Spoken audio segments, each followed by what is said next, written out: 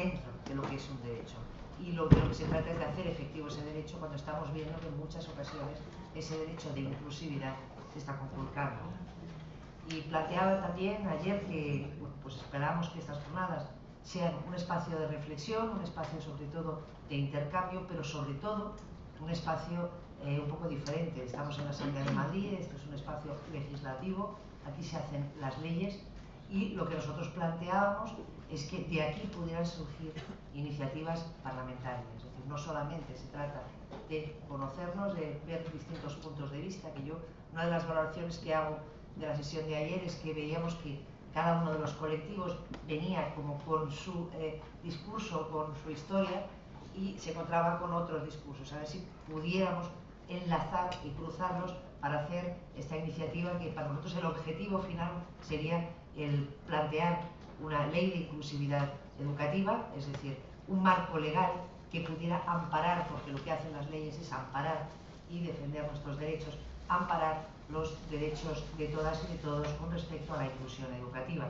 Y de aquí esperamos que ese sea el punto final, y en ese sentido este es simplemente un punto de partida, es el primer punto de encuentro en que nos cruzamos, pero que habrá otros muchos foros en que iremos tratando de elaborar todos documentos sobre los cuales discutamos y que podamos presentar, consensuar con otros partidos políticos para presentar una ley de inclusividad educativa. También, lógicamente, de aquí van a salir, os hemos planteado a todos vosotros el que hicierais girar tanto el discurso de los que hay en la mesa como de aquellos colectivos y asociaciones a las que os hemos invitado, girar vuestro discurso sobre dos pivotes, ¿no? Por una parte, las barreras con las que nos encontramos cada uno de los colectivos y por otra parte, las soluciones que habréis podido ver. Porque lógicamente sois vosotros los que más conocéis las soluciones y nosotros seríamos, o desde aquí, desde la Asamblea, lo que tendríamos que hacer es dar forma legislativa a esas soluciones, hacer las propuestas para que fuera una propuesta, una proposición, una forma legislativa, ¿no?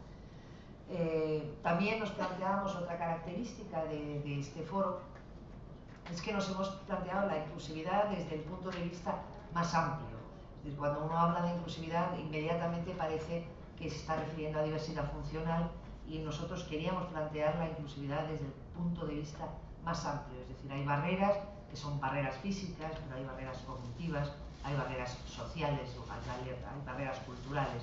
Entonces, plantear que todas estas barreras tienen que ser demolidas para que la educación sea el espacio que tendría que ser. Había ayer intervenciones, me parecieron algunas muy interesantes del público que decían, ¿vale? Lo que está planteando Jesús Generé, lo que vino del LGTBI, es parecidísimo a lo que se puede plantear desde otro colectivo, ¿no? O sea, hay cosas como es la visibilidad, etcétera, que son propuestas o que son reivindicaciones que son muy transversales a todo aquello que es la diversidad, el poner un foco, el visibilizar, el regular, normalizar. Ayer veíamos también otro elemento que surgía permanentemente y transversal, que es la formación, la carencia de formación del profesorado para asumir la diversidad. Es decir, aquí ya hay elementos que van surgiendo que son elementos comunes y que podrían ser un poco los que constituyesen la base de esta misma ley. Yo creo que hay otro elemento fundamental que es el que hoy vamos a poner el foco por nuestro invitado, al que ahora presentará Javier, que es la inclusividad y la convivencia en los centros. Yo creo que es un elemento fundamental y que de alguna forma atraviesa todo la diversidad, precisamente por esta ausencia de asumir la diversidad, esta homogeneidad que se plantea en muchos centros. Seguimos aquí diciendo, comentaba un poco ayer, nosotros somos bastante críticos, cuando somos de Podemos, somos bastante críticos con la política educativa del Partido Popular. Entendemos que desde luego una de las cosas con la que estos recortes ha arrasado ha sido precisamente con todo lo que es la atención a la diversidad, desde todos los puntos de vista, desde eliminación de recursos, de eliminación de dotaciones, tanto materiales como de profesorado. Es decir, el desgarro que han sufrido los departamentos de orientación, por ejemplo, ha sido tremendo en estos años y nuestro objetivo también es que este marco legal sirva para defendernos, es decir, para poner un muro de contención para políticas que no están o que están descuidando la diversidad y descuidando a aquellos que son más vulnerables. Nos parecía que este era un buen momento para empezar a trabajar en ello. Y con esto, bueno, sí comentaros que aquí, bueno, yo no me he presentado, soy Cecilia, soy portavoz de Podemos en la Comisión de Educación, soy responsable también del área de educación en la Comunidad de Madrid y no estoy sola aquí, trabajo con un equipo que es un equipo de absolutos especialistas y para nosotros los especialistas son profesores a pie de aula, que son los más especializados y los que más saben.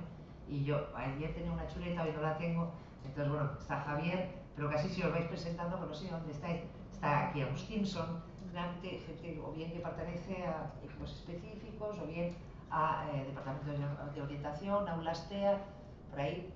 Os presentáis vosotras, por favor, que son... Pues yo soy Rosa María Pedraz y trabajo en centros preferentes de integración o de inclusión de chicos con trastornos del espectro autista en un centro de Leganés. Yo soy Carmen y también soy profe en un centro preferente para alumnado con TEA, aquí en Madrid capital. Yo soy Pilar y también trabajo en un aula para chicos con TEA en Móstoles, en Ciudad de Roma de Móstoles. Yo soy Almudena y también estoy en un centro preferente de alumnos con TEA.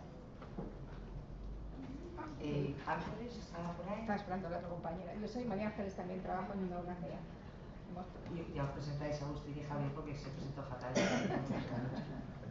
Agustín y trabajo en un equipo de orientación en Leganés en concreto. Yo soy Javier Martínez, trabajo en un equipo también de orientación en la zona de Rivas. Ahí estamos.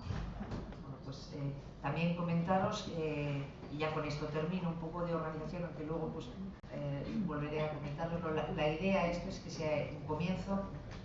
Hemos creado una dirección de correo electrónico que ya os enviaré a todos los que estáis ahí, inscritos, que tengo vuestra dirección de correo electrónico.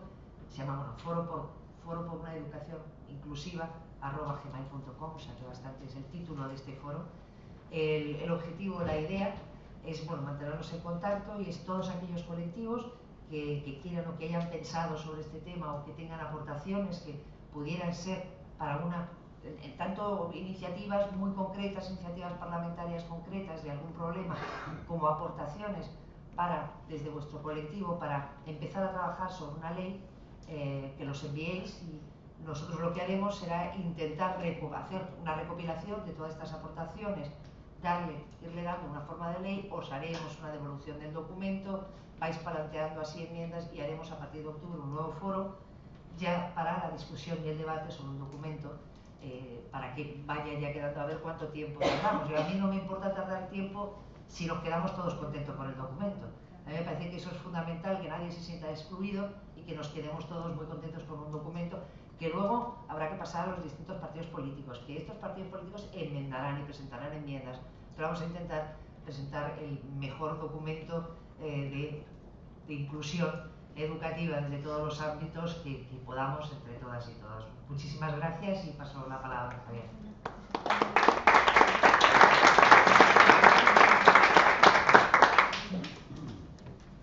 Bueno, yo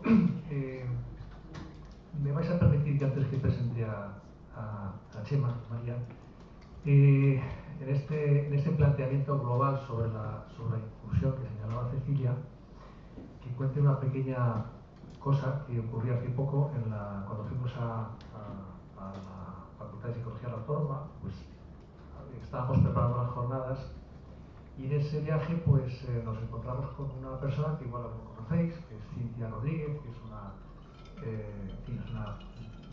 además de profesora de allí, es una gran experta en temas de desarrollo temprano y es un referente, al margen de por sus cualidades personales, es un referente muy importante en el estudio del desarrollo temprano. Y cuando nosotros le dijimos, mira Cintia, estamos pensando en esto, ¿no? En preparar unas jornadas, ella me dijo algo así como, no te olvides que la educación inclusiva comienza en infantil. Y efectivamente, yo que además, aunque ahora estoy en un equipo general, vengo de atención temprana y he estado en escuelas, de pronto fue un mensaje que tuvo cierta reverberación en mi mente, y al margen de haber invitado, ayer había gente de escuelas, de casas de niños, he efectivamente podemos constatar que si hay una experiencia realmente inclusiva, si todavía quedan experiencias realmente inclusivas, son aquellas buenas escuelas que trabajan por la inclusión. Me parece interesante señalarlo. Y además, como decía ayer Gerardo, Gerardo planteaba las tres dimensiones habituales: presencia, aprendizaje y participación. Lo bueno que tienen los primeros años en las escuelas es que los niños y las niñas comparten el mismo espacio, independientemente de las condiciones personales o familiares, ¿no? Aprendizaje, pues si hay algún sitio donde se respetan en una buena escuela los aprendizajes, los ritmos individuales de desarrollo, es ahí precisamente, ¿no?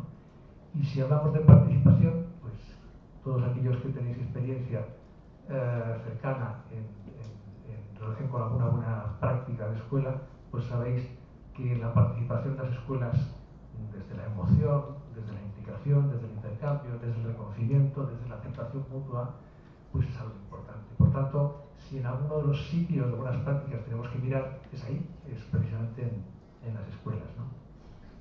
Bueno, alguna cosita más para situar el día de hoy, luego ya os doy paso con Chema.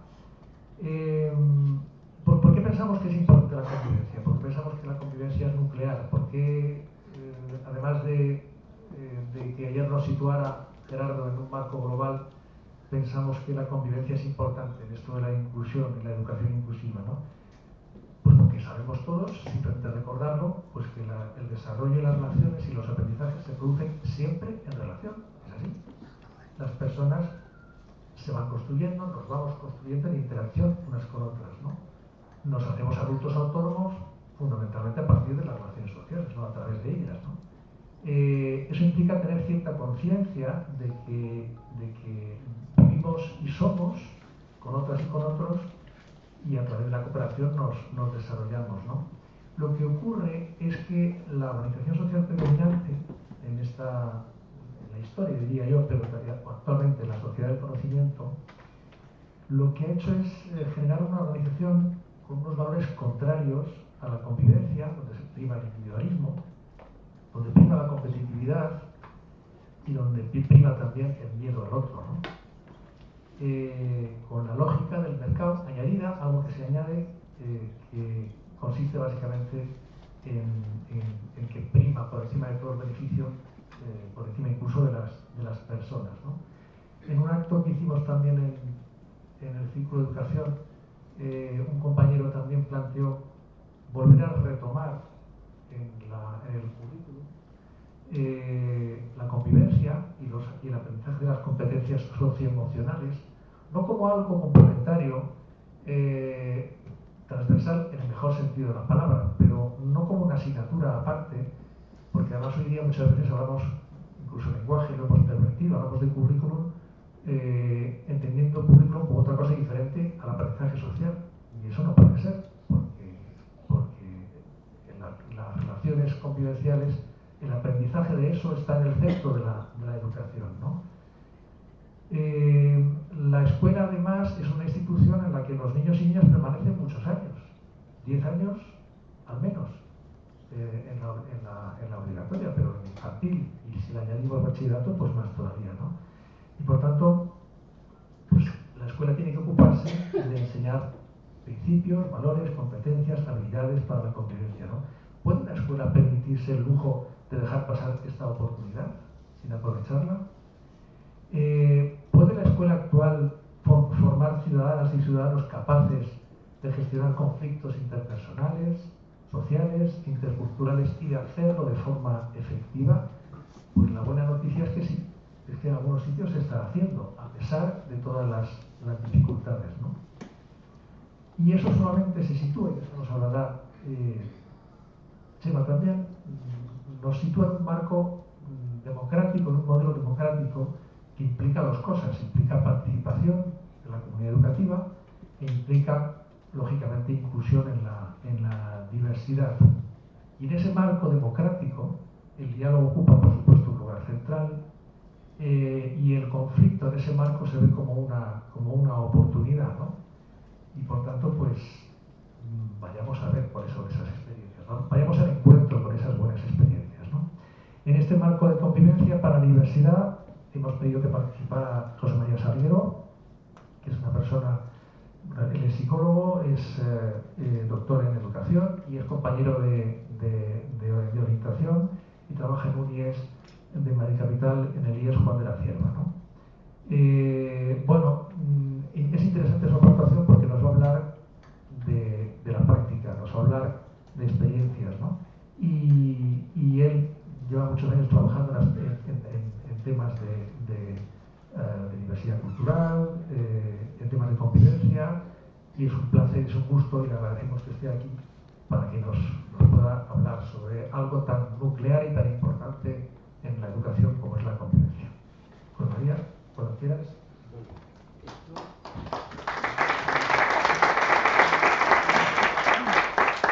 Bueno, muchas gracias a todos y todas por venir. Me voy a quitar del trono y me voy a ir ahí para poder manejar el ordenador. Solamente, antes de ir para allá, comentaros en esta tarde calurosa, voy a hacer un recorrido, como yo veo, nada complaciente, ¿eh? Es un recorrido nada complaciente y yo no soy nada corporativista, como vais a ver. No soy muy solidario con algunos profesores y profesoras, con otros, con algunos no. Entonces, yo quiero hacer un recorrido con lo que está pasando en los centros, lo que está pasando en los centros día a día. ¿De acuerdo?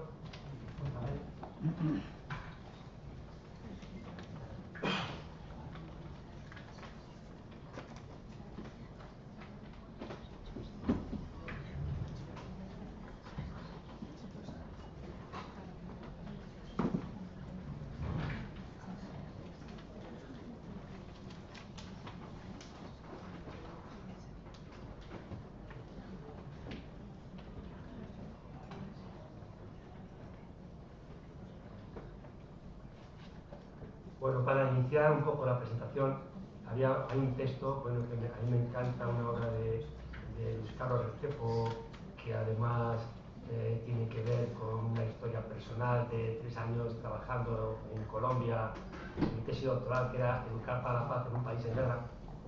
Entonces hay una obra que se llama Derecho a la Ternura. Y en el Derecho a la Ternura él dice que las formas de violencia tienen en común su intolerancia frente a la diferencia y la resistencia a permitir su aparición y crecimiento. La escuela es violenta cuando se niega a reconocer que existen procesos de aprendizaje divergentes que chocan contra la estandarización de los estudiantes. O sea, que fijaros la relación tan clara que puede tener la convivencia con lo que sería la diferencia, el derecho a la diferencia, ¿no? Yo empiezo siempre, cuando hablo de diversidad, con una viñeta que conocéis seguro y que yo no utilizaba, es una viñeta de Tonucci, en el cual hay una maestra que está describiendo una clase y está etiquetando a todas las personas que hay en la clase. Está diciendo Luis es demasiado baracho, Ana desordenada, Pedro es abúlico, José dotado, Carlos caracterial, Luisa es demasiado tímida, Mercedes es una mala educada, y que solo Juan es normal. Firmado la maestra, que es la fotocopia de Juan. Yo hasta ahí decía, bueno, la diversidad, la gente que queda afuera, la zona grises, la necesidad de etiquetar, pero luego, cuando he ido en diferentes sitios y encuentros y tal, trabajando, he pensado, digo, ¿cómo es este hombre de Tonucci? Porque es que además Juan es chico. O sea, Juan es chico, que podría ser una chica igual que la maestra, no, es chico. Es blanco. Estoy convencido que es heterosexual. Y es absolutamente, pertenece a esa minoría que hace que se estén estableciendo unas reglas en la escuela donde tanta gente se queda fuera. Entonces, me parecía importante, digo, fíjate, porque luego hay muchas viñetas, si conocéis de Tonucci, en las que aparece gente de diferentes razas, aparecen personas distintas, pero no, en esta no. Fijaros, y ya lo habéis comentado, lo ha comentado Cecilia antes, que cuando se habla de diversidad en los centros de secundaria, se habla solamente de diversidad funcional. Antes lo ha comentado Cecilia, es así, es el cuadro que no tiene marco. Pero en realidad, claro, algunos compañeros y compañeras dicen cosas como esta, ¿no? Hay emergentes del tipo de, no, si yo con las 2 personas vuestras, al decir vuestras quiere decir del departamento de educación, cuando 2 niños del departamento de educación no tengo problemas. Y tampoco tengo problemas con los Juanes, claro, que son como yo, tengo problemas con el resto, con la zona gris. Entonces hay todo el resto de factores de diversidad que hay en los centros de la escuela, son cosas que se van perdiendo. Entonces, claro, de pronto por ahí se da cuenta que la más visible es que hay alumnos y alumnas, que dentro de esos alumnos y alumnas hay una vida emocional, de identidad, orientación, etcétera, etcétera, que no se trabaja cuando se está pensando en un genérico masculino heterosexual. Hay otra cosa que también el profesorado distingue. Esto que la situación ante el aprendizaje, esto tan subjetivo que llaman nivel, eso el profesorado sí lo distingue a su manera. O sea, tú escuchas cada día en la sala de profesores es decir cosas como el grupo tercero A tiene poco nivel, el grupo cuarto C tiene mucho nivel. Claro, fijaros, cuando se está hablando de nivel, no creáis que se hace una aproximación, vamos, no hay ninguna rigurosidad, ni se habla de nivel de competencia corporal siquiera. No tiene que ver con las expectativas personales del docente, con qué referencia tiene, a lo mejor del centro donde estaba el curso anterior, a lo mejor de cómo dejó un grupo en septiembre. Absolutamente, son cuestiones que te sorprenden muchísimo, sobre todo cuando cambiamos de centro, por ejemplo, y vemos lo que se entendía por nivel que diferente es en un sitio o en otro, ¿no?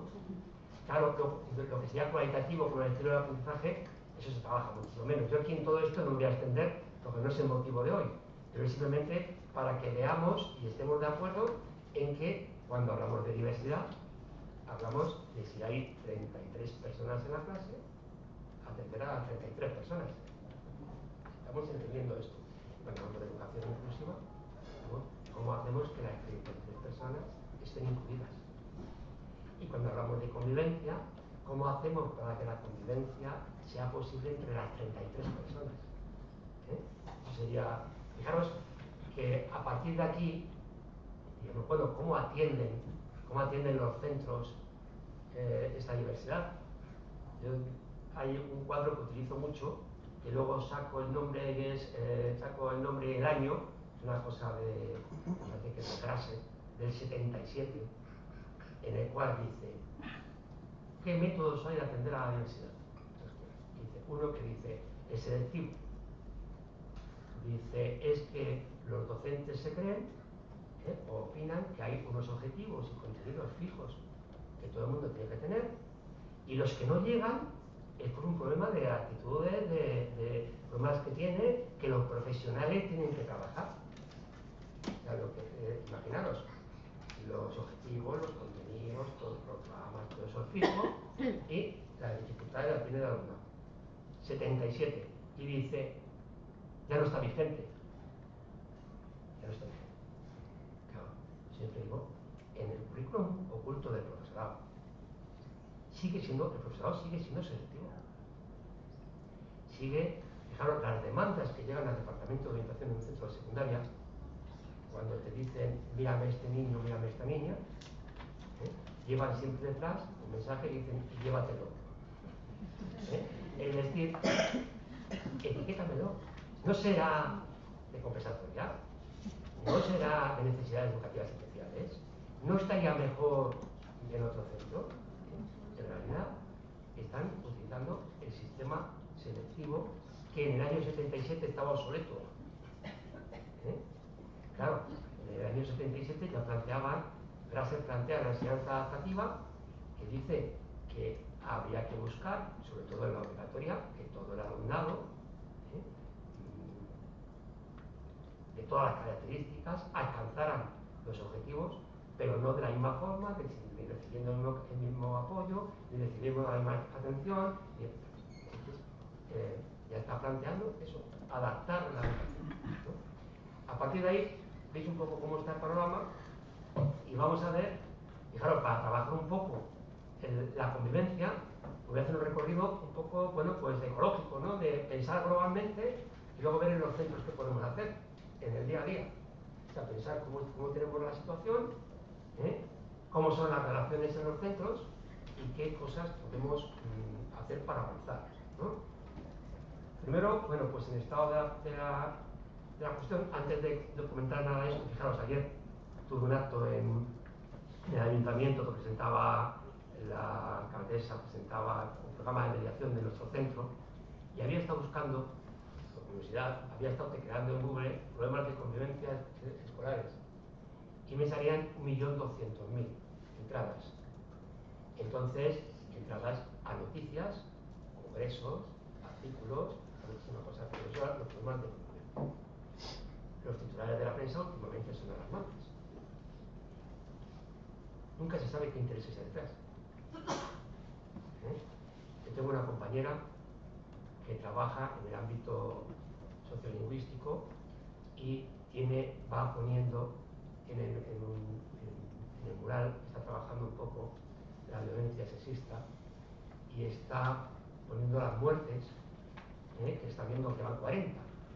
Llevamos del año 2016 y me contaba que el país ha reflejado 4. El periódico País ha reflejado 4.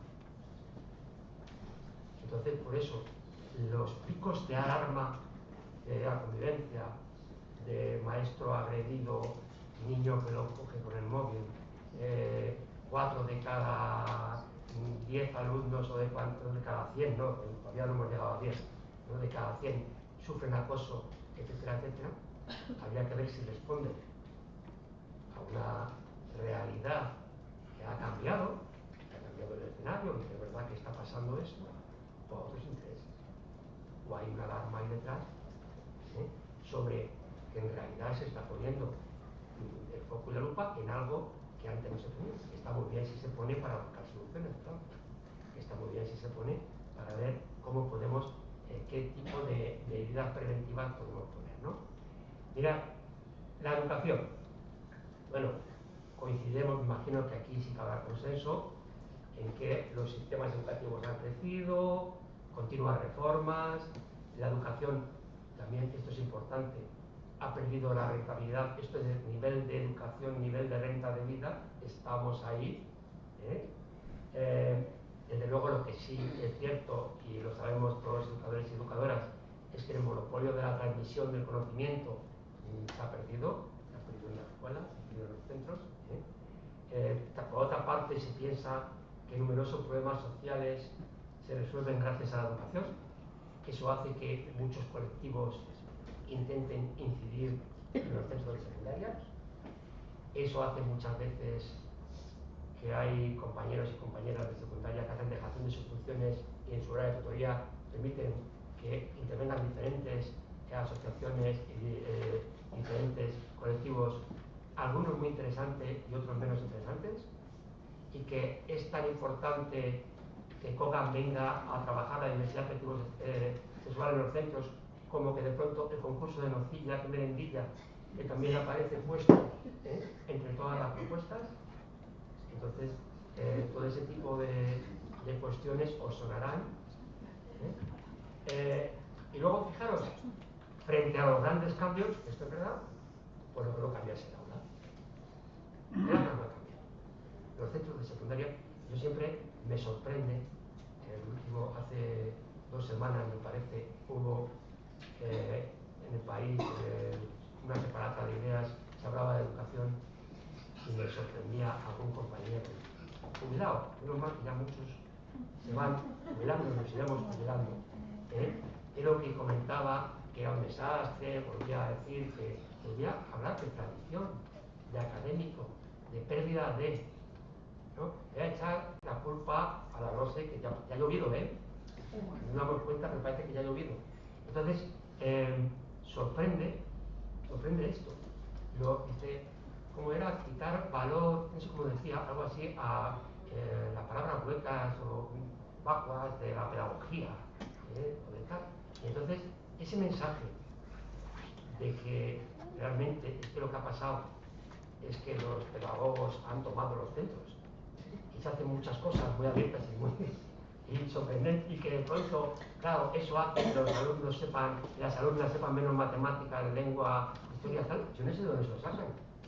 Ojalá hubieran invadido los centros los pedagogos, pero no. En los centros se hace exactamente lo mismo con las últimas 4 leyes. Exactamente lo mismo, lamentablemente. Lamentablemente. Sigue primando el método positivo, el profesorado habla, y los alumnos escuchan. Claro, los debates sobre deberes y deberes no, pero bueno, claro, si lo que tienen que hacer los alumnos, el alumnado no lo hacen en el centro, en el centro escucha. Luego si quiere que en casa haga cosas, ¿no? Esto sigue siendo así. Claro, por eso hay escasas experiencias que las conocemos, decimos, no, mira, el flamenco, la navaja, los cuantos en este centro, la fundación del hogar, el Lourdes, que no sé qué. Resulta que la Comunidad de Madrid contamos con las 2 manos, no nos hacen falta, los centros que están haciendo cosas innovadoras, el profesorado sigue haciendo lo mismo. Claro. Entonces, al mismo tiempo, lo que se ha cambiado son los sujetos a los que intentamos educar. La constelación adolescente es otra. Y la respuesta que se está dando es la misma. Vamos a ver, ¿qué le está pasando al profesorado? Bueno, el profesorado, incertidumbre, proceso de cualificación, permanencia en la cultura de la queja. Bueno, no sabéis los suspiros que hay en los centros, por los pasillos, en las salas de profesores. Eso de, ya es jueves. Ya es viernes. Se dice, bueno, pues si tienes una profesión apasionante y a mucha gente te está gustando esa cultura de la queja, y fijaros, yo creo que ante la perplejidad, la forma de defenderte es refugiarte en la tradición pedagógica en tu materia. Saber bien matemática, prepararte muy bien a la clase de matemática, prepararte muy bien. O sea, al final, es en lo académico, en lo que se sigue refugiando el profesorado. De concepto y seguridad, estaño sociológico, eso también es muy importante. En un sitio como una comunidad como Madrid. Vamos a ver, yo creo que la situación ideal para el profesorado es vivir a 2 estaciones de metro. A 3. Puede ser. A una o en un espacio más cercano es duro. Porque voy a comprar a la tienda, en la carnicería me dicen que la señora que tengo detrás es la madre de... o que ayer llegué a las 2 de la mañana, también me lo pueden decir. Entonces necesito como una lejanía. Eso hace que realmente, cuando termina mi jornada, yo sé qué pasa en el barrio. Yo no sé dónde se pilla. Yo sé puedo comprar chocolate a mis alumnos, dónde comprar la María que huele por todo el centro. No sé dónde la compran. Yo no sé si hay bibliotecas cercanas. He escuchado que van a estudiar a la biblioteca algunos, que va a haber una. He visto un edificio que puede ser una biblioteca. Son estaños sociológicos. Y luego, claro, en esa situación, pues muchas veces se intenta, dices, ¿qué equilibrio tengo yo de personas imaginadas más comprometidas? Dice, claro, tengo que buscar un equilibrio, una búsqueda entre 2 polos. O soy una persona misionera que va con el discurso igualitario y transformador, no me importa echarle miles de horas, sería un interés solo para el punto. O soy un buen funcionario, entre comillas, que ejecuta sus tareas y toca el timbre y salgo bien. Yo creo que ambos polos son patológicos. Que ambos polos son patológicos cuando estamos trabajando con personas, ¿no? Vamos a volver a esto. Calidad. Estamos hablando de la calidad mucho. ¿Desde dónde hablamos de calidad?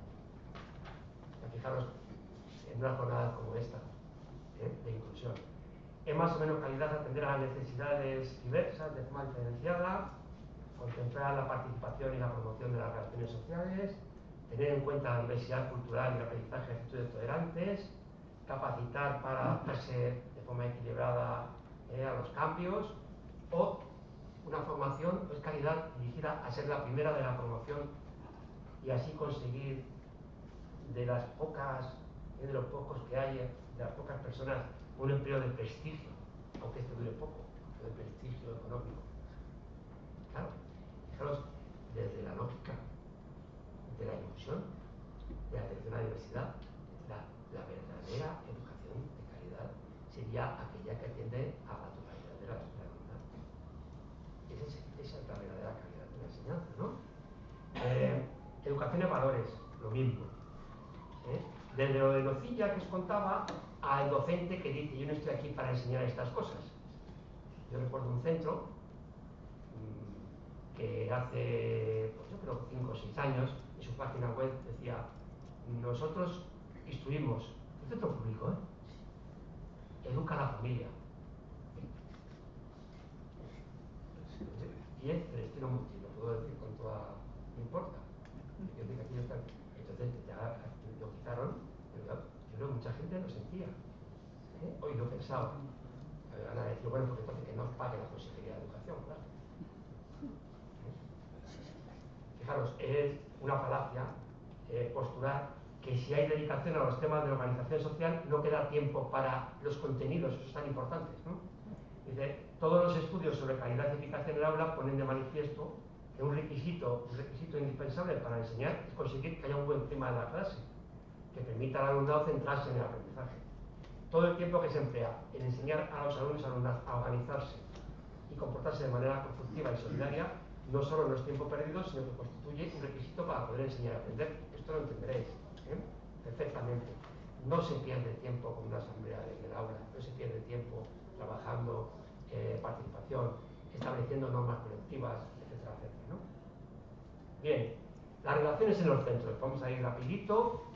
Primero, fijaros, los centros tienen, hay cosas que cuando hay un cambio de ley, enseguida el profesorado se adapta y se cambian las cosas y llega enseguida la inspección y comprueba que estás haciendo las cosas como le había dicho. Y otras cosas que no. La LOE propuso que todos los centros tuvieran un plan de convivencia, pero los inspectores seguían mirando los reglamentos del régimen interno. Y ahora no se habla del plan de convivencia, la gente quiere el reglamento. Todo el mundo habla del reglamento del régimen interno. El reglamento del régimen interno no es solamente un documento de esta forma de organizarse del centro, sino que habitualmente, vamos a verlo aquí, son exclusivamente sancionadores. Es como, no sé si recordáis aquel juego de 3 limones, medio limón, 4 limones, medio limón. Falta leve, 2 faltas leves, 3 faltas leves, se hace una falta grave, 3 faltas graves, se hace un procedimiento, 3 procedimientos, una expulsión. Absolutamente sancionadores. No promueven la creación de un buen clima, no fomentan un sistema de resolución de conflictos y de interrelación que considere las diferentes culturas y sensibilidades. Proponen unas reglas de funcionamiento acordes con las conductas y expectativas de determinados alumnos y alumnas en detrimento de otras. Juan que estaba en la viñeta, ¿no? Como Juan se comporta, se tiene que comportar todo el mundo. Y cuestiones que deberían abordarse en el marco del aula, esto es muy importante porque se aprenden, se llevan al reglamento del reglamento. Claro. Retrasos, no traen material. Imaginaos, sanción, aprendimiento, y esto no tiene que aprender. Eso, claro, es más fácil la sanción que llamar a las casas de las personas que se han retrasado, o que preocuparte porque no tiene material. Esto me imagino que lo entendéis perfectamente en los centros de secundaria. Es así, lamentablemente. Bien, relaciones entre profesorado y alumnado. Bueno, pues no existe un clima cordial, hay falta de reconocimiento mutuos. Es verdad que los espacios y tiempos son inexistentes. Claro, esta situación que sabéis hay en secundaria, de que el horario del docente es distinto al horario del alumnado, y hay docentes que entran a las 10 y luego otros que salen a la 1, hace que esa franja de encuentro, esa posibilidad de encuentro que tienen los centros de primaria, con la antigua exclusiva, con la hora que hay en común, no exista. Entonces, hay espacios de tiempos inexistentes. Aparte que, bueno, no sé si en otro momento aparece, sabéis que hay una organización en vertical y no en horizontal, que eso es fuertísimo. Es decir, las personas que dan clase a un grupo se reúnen 3 veces y con un poco de suerte 4 en el año. Cuando hay evaluación inicial, 4. Que son las juntas de evaluación, donde la gente se presenta. Ah, tú eres de lengua. Ah, tú eres. Claro, imaginaros los centros grandes. Y no vuelven a reunirse, a no ser que pase algo muy gordo. Entonces, el tutor o la tutora, no hay espacios. Tiene que ver con el reglamento orgánico de los centros, que eso sí que hay que cambiar. Tiene que ver con la primacía de la antigüedad, con la forma de elegir en los centros de secundaria. Sabéis que existe una rueda perversa, que el más antiguo o la más antigua pide un curso, luego el siguiente, luego el siguiente, luego el siguiente, con lo cual uno da a segundo de bachillerato, a un cuarto, a un segundo y a un primero, sin posibilidad de hacer equipos docentes, sin posibilidad de trabajar con las personas con actitud que entonces a gusto, ¿no? Bueno, el doctorado, cada docente de esta forma, pues tiene 300 alumnos, zonas grises, todas. Es decir, yo creo, a lo mejor es excesivo, pero desde luego en enero o en febrero, a lo mejor en junio, ya el profesorado distingue a los alumnos. En enero todavía no.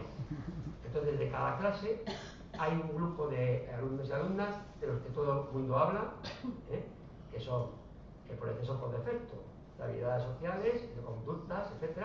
Son por una parte Juan, los Juanes, que te justifican los estudios, porque tú les explicas y ellos hacen así y te entienden, ya está. Los Juanes, los buenos, entre comillas, y los broncas. Los broncas que caen. En medio, ellos son 5 y 5. En medio hay 20, que son zona gris. Esos 20 que son zona gris, lo pasan muy mal. No se les reconoce. Muchísimos docentes se encuentran con una madre que le dice: hola, ¿qué tal? Soy la madre de David. Y dice: ay, David, tenía que trabajar más. Eso vale para todos. Dice la madre: ¿verdad que sí? Ya lo digo yo, tenía que trabajar más. Y mientras tanto se va corriendo a las fotos a ver ese David de tercero quién es. Pero que se confunde. Normas poco claras, ¿veis? Ausencia de autoridad y responsabilidad, o entonces muchas veces los extremos, o comportamientos dictatoriales, o dejar hacer. Que alumno, hay muchos emergentes del tipo de se pueden poner atrás mientras que no molesten. Bien, ausencia de tradición pedagógica con la diversidad. Fijaros que no estamos hablando de una diversidad de ayer, estamos de toda la diversidad. El profesorado, una parte del profesorado lo interpreta en clave de vagos, de motivados. En última instancia, ¿qué hacen aquí? ¿Qué hacen aquí? Que los traten especialistas. Porque muchas veces el profesorado, lamentablemente, no reconoce las tareas educativas. Yo sé que es duro, sobre todo cuando estas cosas las cuento en un curso de formación de profesores, por ejemplo, ¿no? Y el profesor, quiero decir que es duro, pero yo creo que la gente sí reconoce lo que estoy diciendo, ¿no? Relaciones entre profesorados. Existencia de bandos. En los claustros, en los centros de profesores, los claustros están divididos. Y fijaros, están divididos por unas causas. Claro, hace unos años había cuestiones ideológicas. Ahora no. Ahora las situaciones no son ideológicas, sino son, pues, conflictos de intereses. Tú me quitaste el grupo de no sé qué, tú tienes tal, el equipo directivo, la lucha por el poder, tú eres el jefe de departamento y yo soy el jefe de la jefe, tú eres ahora la jefa de departamento. O sea que no es ni siquiera una división de. El profesorado que llega nuevo a los centros, se les ocurre, yo qué sé, en la sala de profesores, animarse a un radiador de 3 o 4 y llaman a tomar café con ellos y ya desde ese grupo de por vida. De pronto existen esos bandos. Como los modelos de organización están basados, lo que decía, en la tradición, la antigüedad, el escalafón, la verticalidad, tampoco hay espacios y tiempos de encuentro. y luego hay poca participación en las grandes decisiones. Profesorado y familias. En secundaria, la familia cada vez participa menos, va disminuyendo. En primaria hay mucha participación, en secundaria hay menos. Según va creciendo el alumnado, va habiendo menos. Muchas veces no es porque las familias no quieran participar, muchas veces es que las alumnas y los alumnos no quieren que participen. Yo muchísimas veces me he encontrado en entrevistas con familias, con padres, madres, que les falta venir disfrazados. Dicen que no sepa que he venido, que no me vea. ¿En qué clase están ahora? No saben que he venido. No le digas que he venido. Viene simplemente a preguntar. Entonces, existe un alejamiento. Está la participación en los consejos escolares, los encuentros con el profesorado, sobre todo mayoritariamente de madres. Y hay una cosa importante también, en horario impuesto por estos. Es decir, en los horarios que organiza el profesorado existen huecos cuando se montan los horarios. Entonces, en un hueco que yo tengo el martes de 10 a 11, pongo la hora de tutoría para las familias.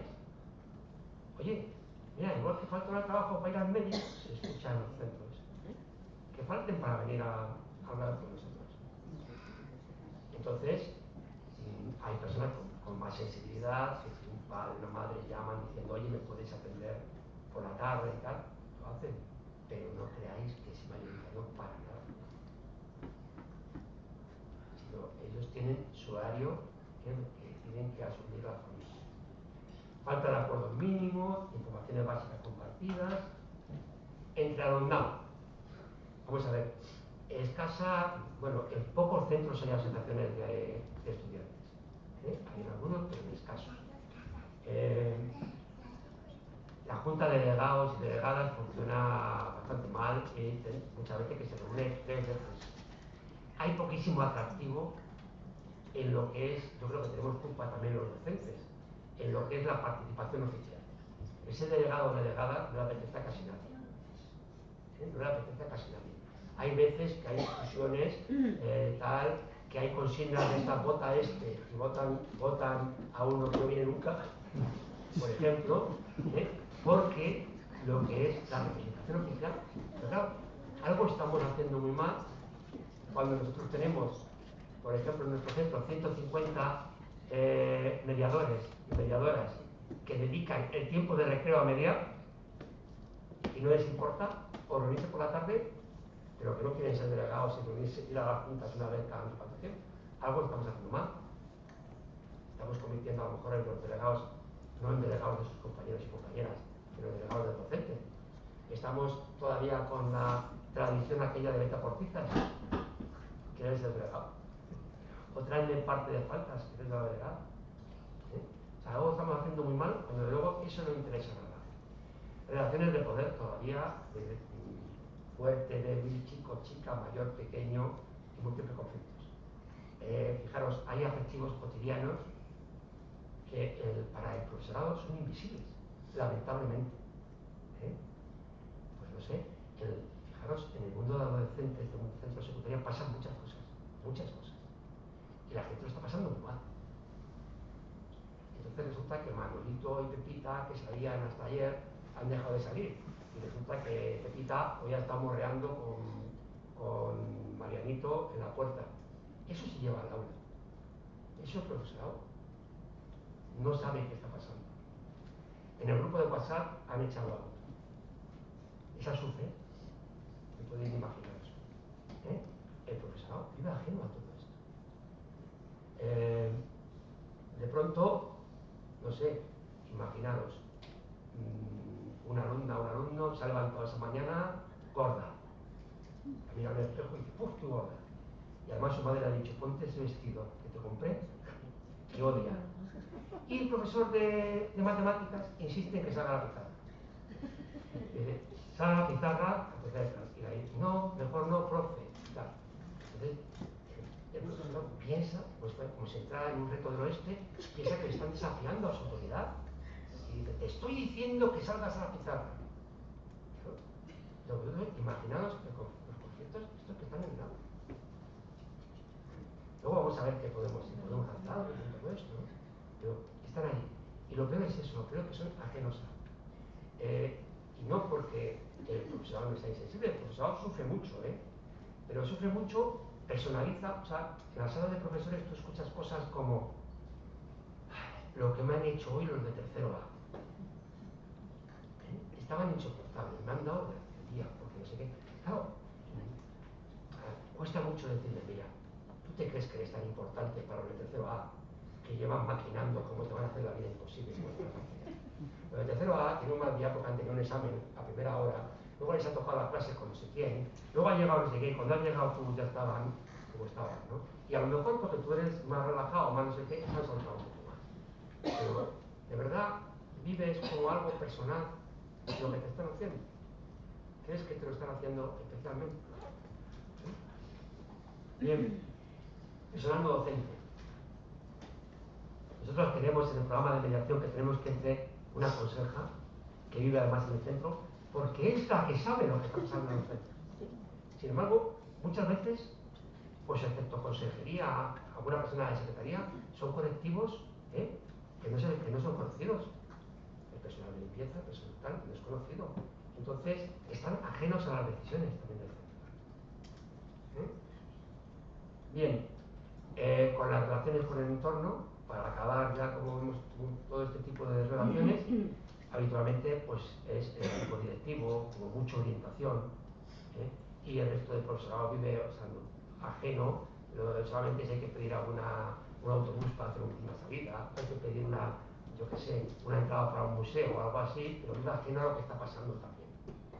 Nosotros, fijaros, hemos participado en nuestro centro en los presupuestos participativos que ha habido del Ayuntamiento de Madrid para intentar montar una radio y un equipo de sonido en el centro y tal, y la gran mayoría del profesorado no ha votado, porque no sabía cómo, no se ha enterado. Estamos hablando de un centro de 140 docentes, 140 profesores y profesoras. Por cierto, 2.000 alumnos, y hace 5 años 180 docentes. Es decir, 40 docentes menos con el mismo número de alumnado. Eso es importante decirlo, para que sepáis. Por supuesto, como decía Cecilia antes, por supuesto, había 2 orientadores, ahora hay 1. Había dos PTs, A y medio, la persona que ahí está compartida. Había un PTSC, A y medio. Y había 2 personas de compensatoria y hora y media. A mí siempre me hace mucha gracia lo de los medios, a personas que están compartiendo, que tienen que irse a otra punta a atender a otros compañeros, o sea, a otros alumnos y alumnas. Bien, emergentes. ¿Qué cosas se escuchan? ¿Qué cosas se escuchan?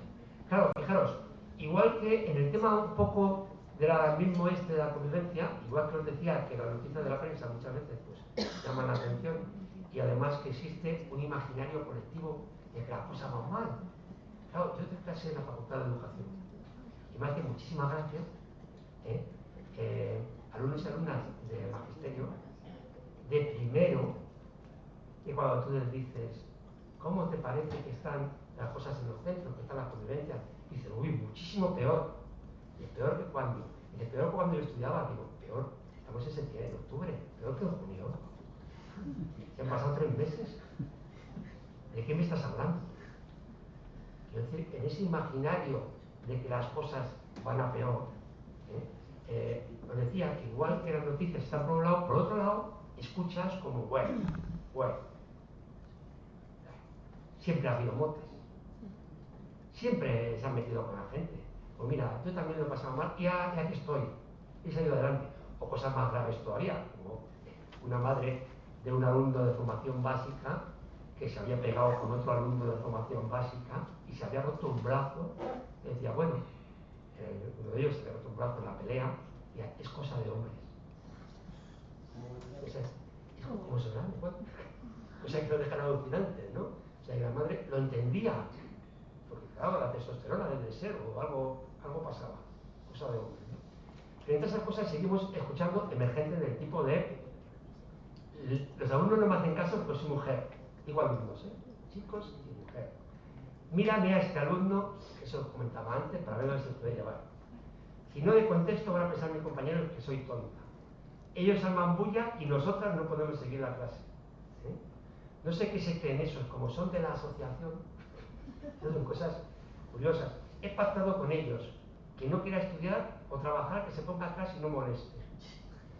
Otra cosa de docente ufano. Cada día que entro a clase tengo que pulsar atrás. Claro, fijaros, hay gente que insiste en lo de la puntualidad de forma que inicia las clases a las 8:15 de la mañana y se queda con 7 de alumnos. Porque ya no permite pasar, cierra la puerta. Claro, imaginaos qué interesante para el alumnado que no quiere soportar a ese tipejo, que yo voy un poquito despacio y puedo irme a la biblioteca y no hace falta que vaya a la clase, ¿no? El jefe de estudios no hace nada con la disciplina y está aquí para eso. Porque eso sí, los profesorados pide sangre, ¿eh? A los jefes de estudios, al equipo directivo está todo el día pidiéndole que pongamos la horca en el patio, ¿eh? Me llaman mariquita porque voy con las chicas. Somos muy blandos. Eso de somos muy blandos es cíclico. Somos blandos normalmente en noviembre, luego volvemos a ser blandos normalmente en marzo, y luego ya con el calor y ahora somos blandísimos, ¿no? Entonces, eso se escucha en las reuniones de las CCPs, en las salas profesores, es que somos muy blandos. No sé, no asistiré a la reunión de la clase de tercero C porque yo no tengo problemas, por ejemplo. ¿O cómo voy a realizar yo esa dinámica si yo soy físico? Eso ante los planteamientos del plan de acción tutorial, cuando planteas cosas de acogida o de que vamos a hacer actividades con los alumnos, pues dices, ¿qué? Es que yo soy físico. Bueno, dice mucho también del carácter profesional de algunos compañeros y compañeras, que algunos tienen tarjeta de visita que pone físico o biólogo, no pone profesor o profesora. También dice mucho, ¿no? No sé, alguno más. Ha salido de delegado fulanito, que es insoportable, así que metería pepita.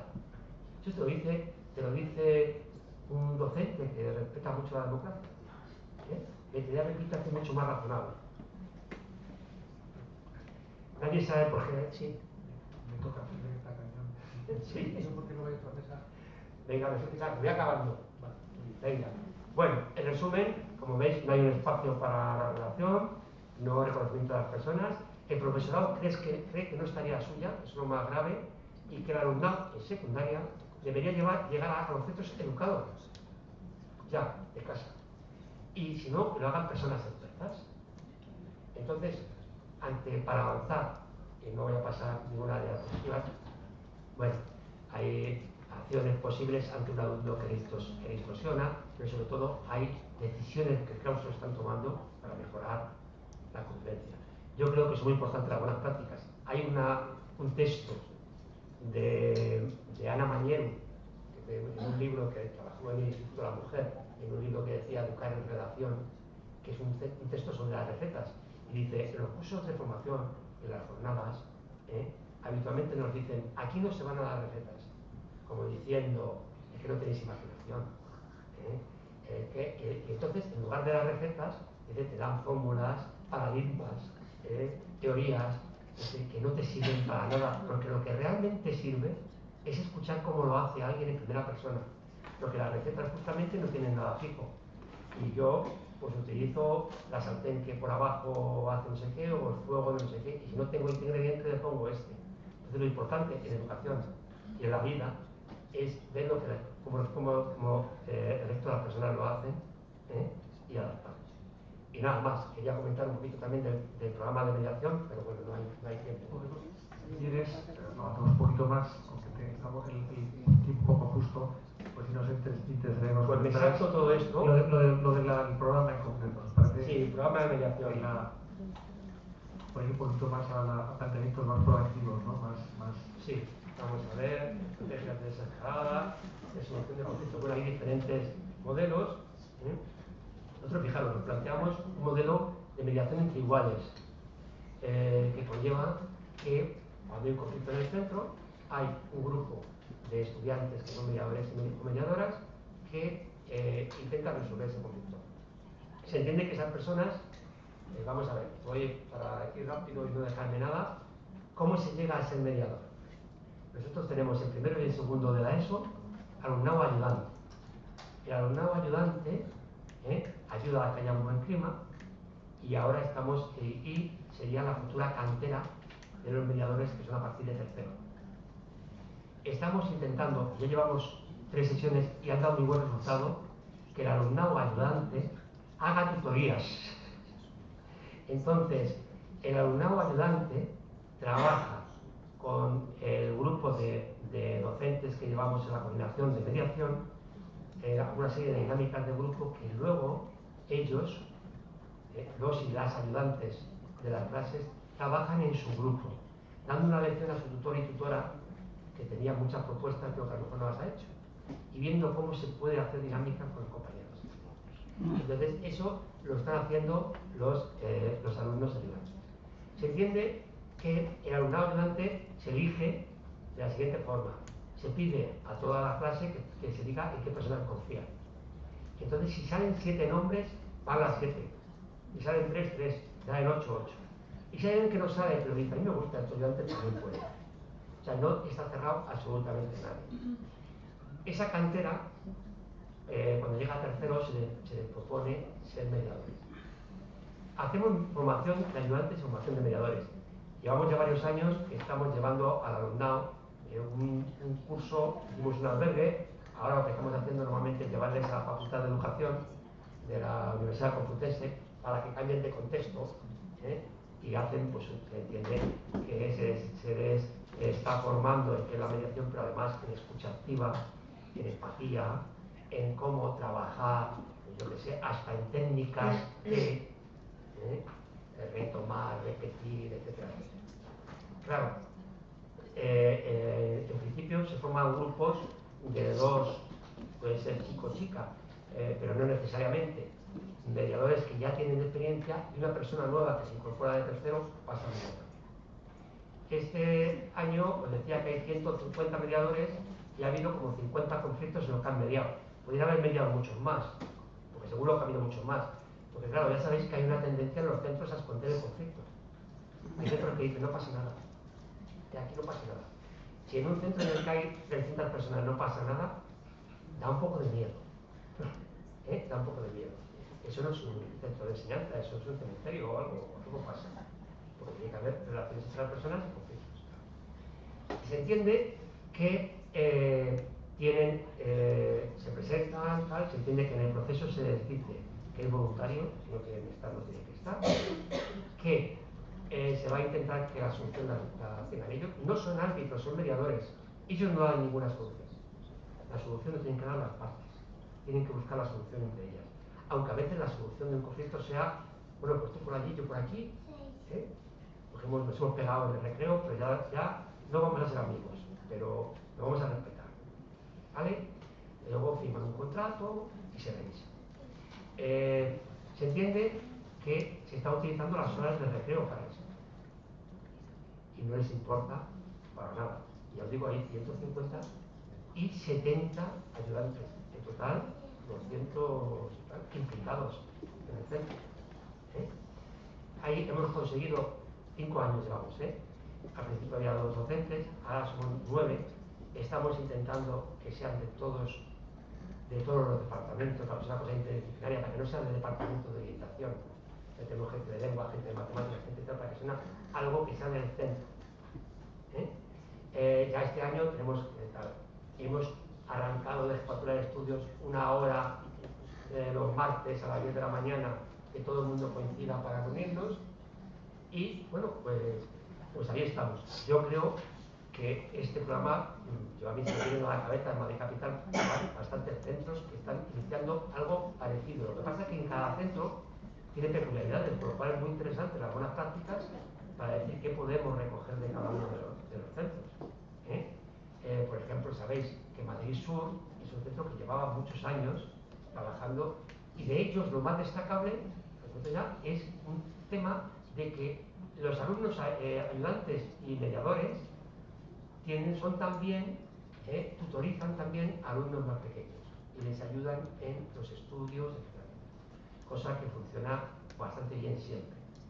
Porque imaginaros, para un alumno de segundo de la ESO, alguien de primero de bachillerato es Dios. Y ese Dios viene a ayudarme, se preocupa por mí, y quiere ayudarme para salir adelante, ¿no? Entonces, bien, esa es una de las características. Otra novedad, ya acabo, que nosotros hemos incorporado al programa de mediación es un grupo de teatro forum en el cual para la formación de los alumnos representan primero sus problemas para la formación de mediadores y lo representan y entonces hace simulaciones de lo que podría ser la mediación. ¿De acuerdo? Y estamos teniendo pruebas reales que están teniendo en el centro entre ellos con los docentes, con los alumnos. Entonces, bueno, no es la panacea de nada, pero es una vía. Yo creo que todas las recetas y todas las buenas prácticas están muy bien para poderlas llevar, difundir, hacer, y acabo.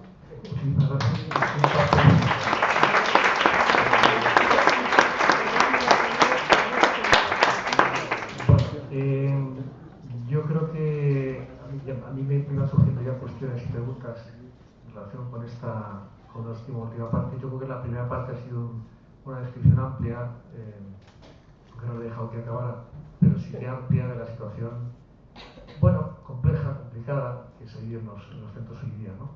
A pesar de eso hay compañeros y compañeras, gente que está haciendo lo posible porque las cosas se modifiquen, cambien, por introducir estructuras de mediación que son muy interesantes, pero en definitiva es el último camino, el único camino posible, ¿no? Como teníamos media hora más o menos para preguntas y tal, si queréis, todas aquellas personas que quieran comentar algo, preguntar algo, lo hacéis ahora mismo y vamos un poco, va respondiendo un poco a las cuestiones que vayan surgiendo hasta las 6:30, si os parece, hacemos un descanso y luego empezamos con la segunda mesa de hoy, ¿vale? ¿Alguien se anima? ¿Algún comentario?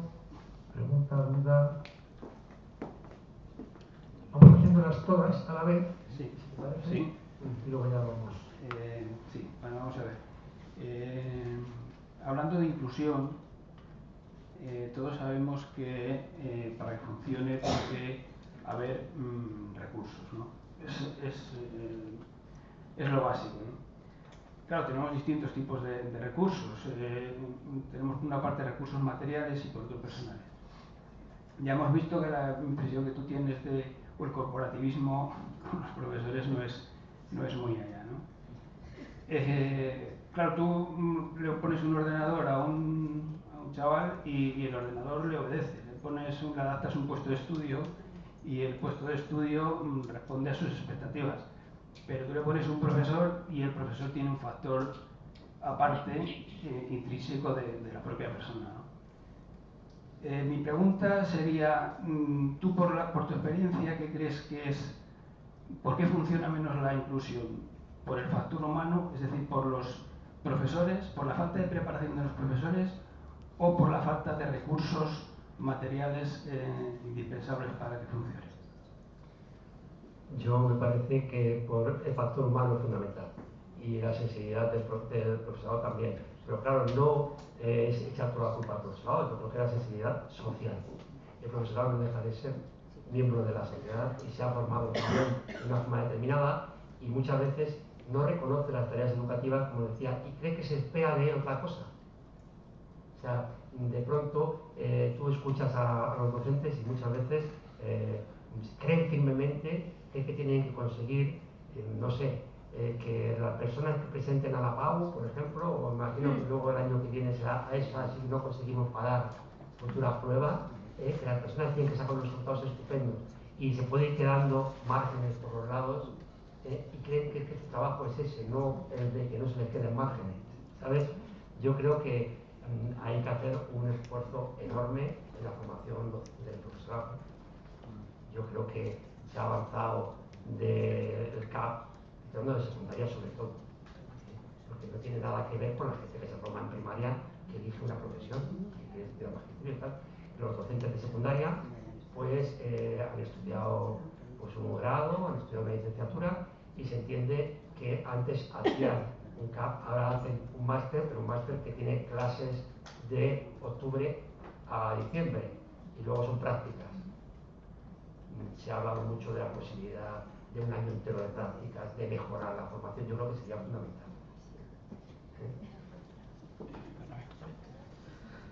Hola, buenas tardes. Ante todo, felicidades porque la verdad es que me ha encantado la conferencia y veo que, es un decir, yo que no veo un pimiento, pero decir que veo, pero es verdad, que es que has creado un mapa clarísimo, al menos de un instituto donde van unos críos míos, y simplemente como anécdota y también alguna pregunta, ¿qué se puede hacer en estos casos? Porque has planteado una serie de cuestiones, pero los padres, ¿dónde acudimos cuando se detecta, por ejemplo, a los niños, y estoy hablando de una cosa de hace 8 días, no se les permite, no pueden opinar porque ante la presencia de un adulto y un niño siempre creen al adulto, y eso son palabras textuales, ¿no? El niño no tiene credibilidad según este centro, por lo cual usted debe entender, me decía que, en fin, el niño, digo, pero todos los niños de una clase van a mentir. Dice, esta es la norma que tenemos en el centro. Hay casos, por ejemplo, ¿no? Para dejar paso a los demás compañeros, en un aula de 27 niños, mi hijo está sensibilizado, lógicamente, porque su padre no ve, que soy yo. Lógicamente, cualquier cosa que surja de deficiencia visual en el aula, él la va a tener presente. Entonces, mi hijo es despistado y le ponen en primera fila, cosa que yo lo solicité. Pero había un compañero suyo que desde la primera fila no veía la pizarra. Y entonces mi hijo dijo, oye, perdona, que fulanito de tal, no, perdón, le habían puesto al medio de la sala del aula, le habían dicho, ¿por qué no se pone fulanito aquí delante y yo me voy allá? Porque él no ve la pizarra. Respuesta del profesor, que se ponga gafas. Pero yo fui y protesté, no era mi obligación, pero me sentí indignado por esa situación y hablé con sus padres. La madre me dijo que sí, que efectivamente, bueno, lo cierto es que tardaron 15 días para ir en comprar las gafas adecuadas, pero mientras tanto no estaba en mitad del aula, sino le pusieron atrás del todo, por lo cual el niño seguía sin ver y sin enterarse de nada. Y ante esto, ¿qué solución se le puede dar? Digo esto como los 1000 casos que tú has planteado, yo creo que casi todos los centros. Venga, gracias.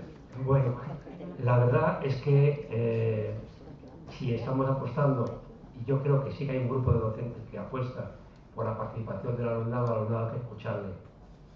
Y no es una cuestión de quién tenga más razón, los adultos que los menores. Hay que escucharle, hay que crear los cauces de participación. Yo, claro, ahora pienso que a lo mejor he hecho una fotografía un poco dura del tema. Hay docentes sensibles ante los temas, y es verdad que luego otros se sienten presionados por este tipo de cosas que os decía, de secundarias de los contenidos de que tengo que dar del programa y tal. O sea que entendamos que además hay personas que les encanta su profesión y saben lo que están haciendo. Pero es verdad que, bueno, yo creo que, mira, las AMPAs, el Departamento de Orientación, los equipos directivos, o sea que sí que hay, yo creo que las familias que se encuentren con situaciones así sí que tienen que recurrir a donde sea. O sea, la gente tiene que escuchar las cosas que se están haciendo mal, porque tenemos que aprender de eso. Tenemos que aprender de las cosas que nos digan. Entonces, es verdad también que los docentes tienen detrás una serie de fantasmas, es decir, que hay muchas veces detrás de eso, es decir, tengo que conseguir que aprendan, tengo que al final les van a pasar no sé qué prueba, al final tienen que conseguir que, luego tienen sus miedos a que se les vaya de las manos la clase, bueno, pues también tienen sus limitaciones. Entonces, yo por eso insisto, como antes, en el tema. Yo creo que hay que, desde luego hay que hablar, hay que protestar. ¿Me vais a perdonar? Hacemos lo que la propuesta de Javier, hacemos las preguntas seguidas y luego ya intentamos contestar para más nada por un tema de tiempo. ¿Vale? Os voy pasando el micrófono y vamos a hacer las preguntas seguidas. ¿Qué tal? Enhorabuena, me ha encantado. ¿Qué ocurre con la gente que de servicios sociales, por ejemplo, a la hora de hacer, ya no como tenerlos como alumnos en el cole, ¿no? Como se trabaja con ellos, que también tienen un etiquetado, ¿no? De decir, están de aquí y de tal. ¿qué ocurre también a la hora de las coordinaciones que se puedan hacer con los educadores sociales que están en servicios sociales? Porque sería gente que podría colaborar enormemente en la actividad de orientación, en la intervención familiar, y en hacer todo un soporte y todo un apoyo con esta intervención con los chicos directamente. Eso por un lado, y por el otro, con esta gente, ¿por qué no llega a secundaria? Con esta gente estoy diciendo aquí a los que tienen diversidad funcional, ¿qué ocurre? Yo creo que la desmotivación, los etiquetajes, los dictámenes no facilitan en absoluto todos estos mitos, ¿no?, que hay alrededor de ellos. Gracias.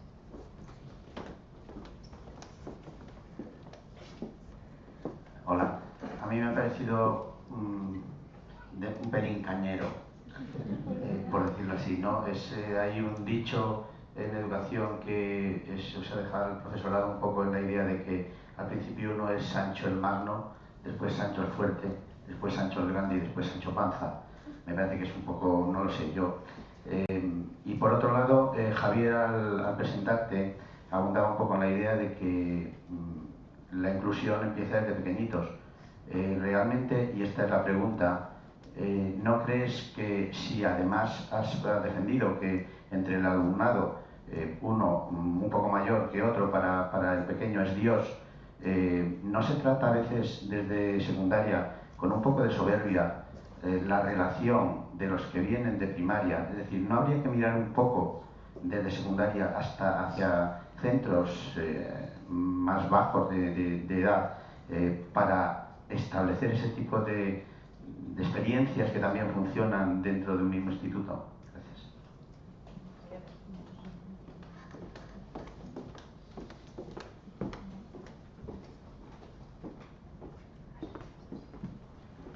Hola, gracias Chema por tu intervención.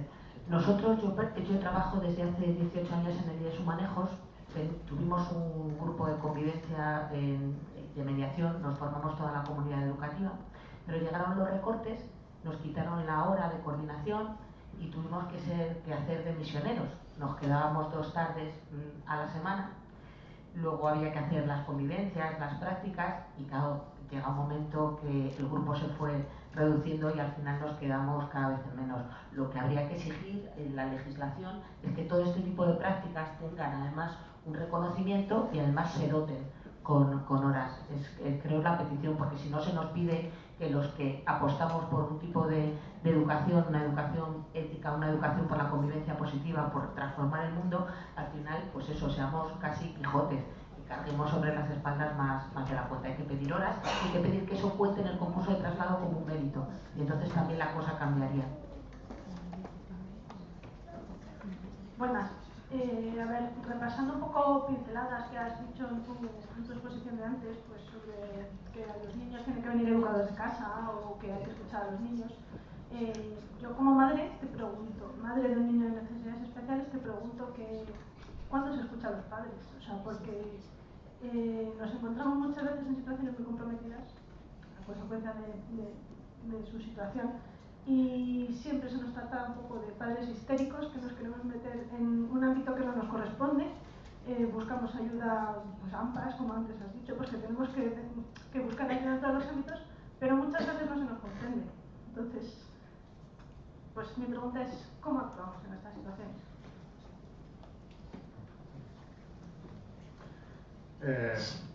Bueno, muchas gracias por la intervención. Yo os voy a preguntar, te voy a dejar descansar un poquito. Pero yo quiero daros una opinión, o bueno, mi experiencia, que yo creo que con todo lo que se estaba contando, que también se puede llevar a cabo. Yo tuve la suerte de estudiar formación profesional en un instituto nuevo, con lo cual éramos pocos alumnos en un instituto inmenso. Y yo era delegado de una de las clases, y con otros delegados conseguimos que nos dejasen una nave, porque como era de formación profesional teníamos una nave que le llamamos el aula de alumnos, y fue ese aula la llevamos nosotros, los alumnos, la manejábamos los alumnos, y para nosotros yo creo que fue una liberación, porque el instituto ya no era solo ir a dar clase, a escuchar al pesado de matemáticas, a comerte la cabeza con el diédrico y a que te explotasen los circuitos electrónicos cuando los montabas, ¿no? Entonces, ese aula también nos abrió un área participativa para todos los alumnos, no solo para los delegados, sino para todos los alumnos del centro, y yo creo que esos ámbitos, digamos, un poco lúdicos dentro sobre todo en los institutos, en la educación secundaria, se han perdido y a lo mejor estaría bien el plantearse el recuperarlos para no hacer tan pesado, porque yo, por mi experiencia, por la experiencia que tengo de mi hija y de sus compañeros, creo que al final los niños en secundaria llegan con una carga tal de trabajo acumulado durante todo su tiempo que yo creo que esa carga muchas veces es lo que propicia en muchos casos el abandono y el fracaso escolar. Bueno, vamos a ver primero el tema de educadores sociales, trabajadoras sociales, PTSCs en los centros, fundamental. Claro, apostamos por eso, por ellos todo, es fundamental. Es que además hay un trabajo de familias necesitadas, de personas que tienen expedientes fuera que muchas veces el profesorado no conoce y que son personas que pueden intervenir, que pueden mediar, etcétera, etcétera. Ya os decía que en nuestro centro había una persona, ya la comparte en nuestro centro con Pradolón. Claro, los recortes han ido ahí. Digamos que hay que apostar realmente por eso. Sobre el alumnado que se pierde, es lamentable. O sea, realmente eso es lo que comentábamos, sobre todo en la enseñanza obligatoria. Los márgenes que se van quedando. Lo que me contaba el compañero sobre lo de Duro, Cañero y todo esto, claro, es que ojalá pudiéramos, yo creo que sí que podríamos aprender mucho de los centros de primaria, deberíamos aprender mucho. Yo fijaros, claro, yo llevo dando clase, me da un poco de cosas porque vais a echar la cuenta. Me he hecho la cuenta, pero yo primero ya daba clase cuando yo era maestro cuando mataron a Carrero Blanco, no digo más.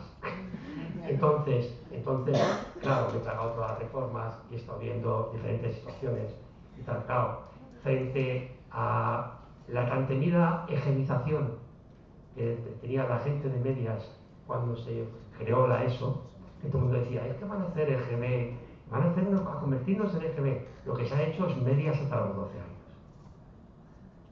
Aunque hayan entrado maestros del primer ciclo de secundaria, realmente lo que están haciendo son enseñanzas medias desde los 12 años.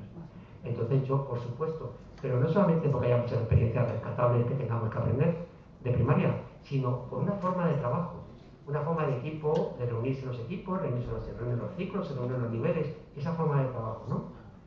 Y luego, lo de pedir recursos, por supuesto, o sea, quiero decir que hay que estas cosas trabajarlas, hacerlas visibles, y una vez que se ha hecho visible, decir, oye, para poder multiplicar esto y para poder tal, necesitamos de este tipo de cosas. Y muchas veces no es solamente una cobertura legal, sino también unos recursos concretos, materiales, de espacios, tiempos y tal, ¿no?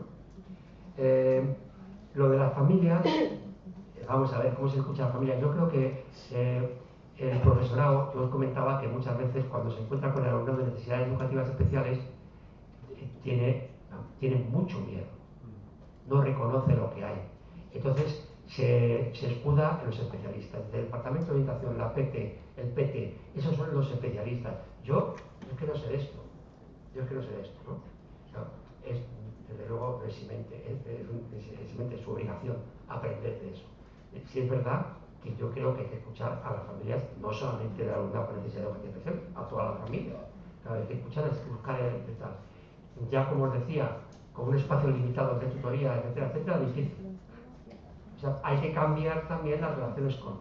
Yo recuerdo, y eso muchas personas de aquí a lo mejor lo habéis vivido, yo recuerdo en la segunda etapa de GB, estar todos los profesores de séptimo o los profesores de octavo sentados esperando a que viniera la familia, hablábamos en equipo con los padres y las madres que venían y tal. Era otro tipo de relación, ¿no? Y ahí teníamos que aprender mucho. Luego, en cuanto a lo que me has contado, que me ha encantado, claro, no ha dado tiempo a ver todas las posibilidades, las cosas que yo tenía en la presentación, pero lo de hacer cosas alternativas y vivir una vida en el centro distinta a solamente académico es fundamental. O sea, es fundamental. Entonces, al final lo que se recuerda es el viaje A, la salida A, el periódico que hicimos, el huerto escolar, la radio que ha funcionado. Esas son las cosas que generan cultura de centro. Fijaros, ya es importante hasta las graduaciones que tienes que son de cultura rosacona, pero esas acogidas, esas graduaciones, esas despedidas, las asociaciones de antiguos alumnos, crear cultura de centro es fundamental. Nosotros, las cosas que hemos hecho verdaderamente alternativas, la gente las recuerda 4 años después. Hicimos en medio de la marea verde, hicimos una noche en verde que fue una noche lectiva, que los alumnos tuvieron clases por la noche, desde las 10 de la noche hasta las 8 de la mañana desayunaron y se fueron. Y entonces, eso, han pasado promociones, han terminado bachillerato y vuelven a recordarnos la noche que tuvieron. Entonces, bueno, pues tendríamos que también perder el miedo a ese tipo de cosas y pensar que esos espacios son los que ellos participan y no les importa echar horas, no les importa trabajar en la radio o trabajar en el huerto, no sé cuántas horas. Claro, lo que no quieren es más matemáticas, toca el timbre y quieren salir corriendo como en la serie americana. Y nada, oye, muchísimas gracias a todos. Quedaban 2 cuestiones. Y cerramos. ¿Quién quería preguntar? Sí, a ver, yo, más que nada porque veo que has hecho un retrato del profesorado tremendo, creo que es una caricatura, y sobre todo a mí lo que me parece que, y eso es una crítica y querría planteártelo, es las causas, porque claro, si no planteamos cuáles son las causas de que eso ocurra, parece que a lo mejor es la selección de, yo qué sé, el acceso a la función docente que recoge a toda una serie de idiotas, que selecciona a idiotas egoístas, que es un poco esa caricatura. Entonces, a mí me ha faltado esa profundizar en las causas. Por ejemplo, tú hablas de equipos docentes. ¿Hay posibilidades ahora mismo en los centros de secundaria de horarios, de tiempos, de espacios para que haya equipos docentes? Sí, si los políticos cambiáis el reglamento de régimen. Nosotros los políticos estamos viniendo a que nos deis ideas para cambiarlos.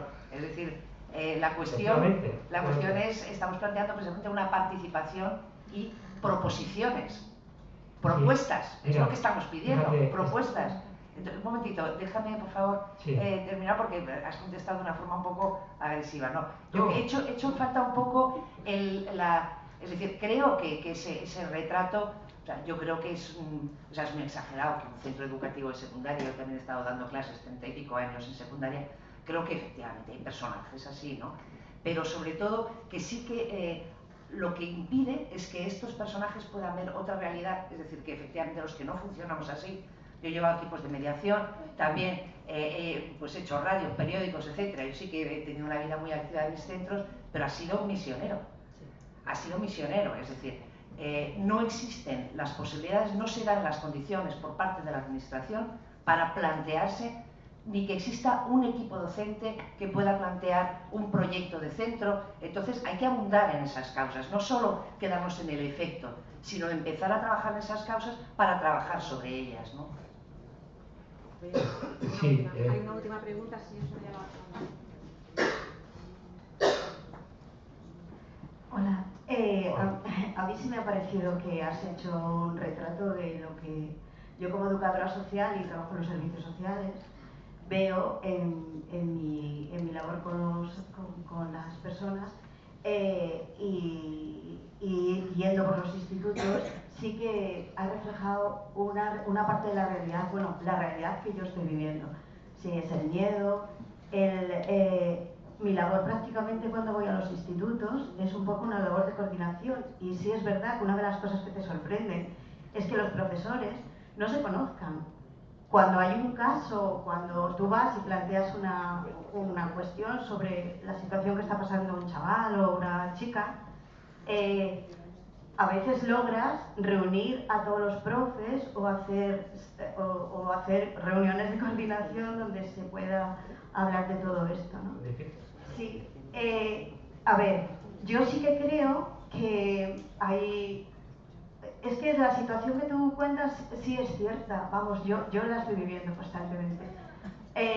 Pero sí que es cierto que yo veo la soledad de los profes, la soledad de los orientadores, la soledad de todas las personas que están trabajando, de todos los profesionales que están trabajando. Veo mucho miedo porque a lo mejor es verdad que ante los casos más difíciles, o que no más difíciles, a lo mejor que son complicados, la gente tiene mucho miedo, sobre todo las historias de violencia, o no sé. Yo creo que hacen falta recursos, ¿sabe? Recursos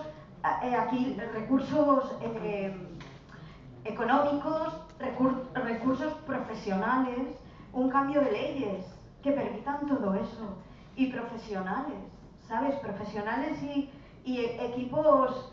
Yo no puedo, mira, dentro de lo que es la labor que nosotros hacemos, por ejemplo, vamos directamente a los equipos de orientación. Nosotros cuando llegamos vamos directamente al equipo de orientación, porque es eso. Y entonces, ¿qué nos pasa? Que el equipo de orientación, estupendo, bien, empezamos a hablar de lo que vamos a hacer y tal, y al curso, tú imagínate que estás, lo que tú has dicho de que están compartidos, o sea, yo tengo PTSCs que están, que tienen un día en un instituto, otro día en otro instituto, pero eso ¿cómo puede ser? Estás trabajando en educación. O sea, eso no se puede, eso sí que se tiene, eso es una cosa que no puede ser. La educación necesita tiempo, ¿o no? La educación necesita estabilidad. Yo conozco a un chaval y de repente ya cuando más o menos ya pasamos el curso intentando conocerlo y tal. Y cuando ya lo tenemos todo más o menos esto, ¡hala!, desaparece. Desaparece el profesional de referencia, desaparece. Entonces, yo creo que hacen falta muchos recursos, hace falta, o sea, y los políticos, si aquí tratamos de cambiar leyes, ¿no? ¿Eh? Sí, es que te quiere contestar, digo, en el café hacemos un diálogo.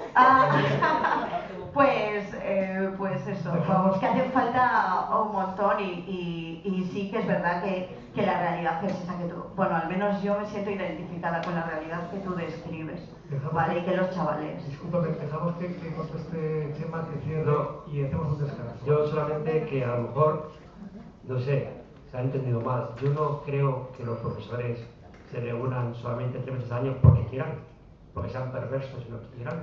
No, es que no, la normativa dice que no hay reuniones en horizontal, no tienen horarios, ni espacios, ni tiempo.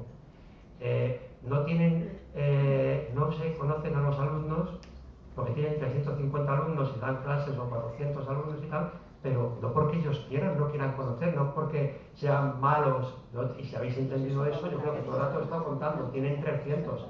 Claro, luego cuentas la anécdota de que dices, te defiendes ante eso, y te defiendes diciendo, sí, David, podría trabajar más. Te defiendes ante eso, pero lo estás sufriendo. O sea, realmente estamos con una normativa de un reglamento orgánico de los centros que organiza cómo se piden en los centros, cómo se organizan los equipos y cómo están, que es época al principio de la LOCE. Y fijaros que ha cambiado la forma de elegir las direcciones, ha cambiado y hemos tenido en medio la LODELA, la LOELA, la LOCE ahora, todo eso sigue igual. Entonces, es un tipo de cambio que beneficia. Fijaros, durante un tiempo, al comienzo de la LOCE, se propuso que los equipos docentes que tuvieran un proyecto podían pedir puntos, podían pedir un centro, etcétera, etcétera. Todo eso se ha perdido hace mucho tiempo, mucho tiempo. Entonces, que no es porque muchas personas es que ni siquiera ni han tenido la formación para hacer esto, ni lo han visto. O sea, que llevan ya, estamos hablando, fijaos, cuando hablamos de la LOCE estamos hablando de 20 y tantos años, ¿eh? 20 años, es que ni siquiera lo han vivido o lo han visto. Ni siquiera pueden, luego, que está tan lejano de experiencias estas que decíamos de primaria o de otras especies, que muchas veces, por eso son tan importantes las buenas prácticas, no de que la gente vea las buenas prácticas. Yo sigo apostando por la formación, pero por supuesto por un cambio de marco. Un cambio de marco y mayores recursos, claro. Bueno, pues lo cerramos aquí, es un tema abierto, inmenso y está claro. Ahí a mí se me ocurría un poco la idea de cuáles son las consecuencias, que no hemos hablado, pero podemos imaginar las consecuencias para el clima docente, una vez que se crean esas estructuras de mediación, qué efectos tienen los docentes y las familias también. Bueno, ¿Os parece? Teníamos que haber acabado a las 6:30, tenemos un descanso de un cuarto de hora. Si os parece, acortamos un poquitín para que pueda empezar la mesa y a menos nos tomamos un café o tomamos algo y a menos 10 continuamos.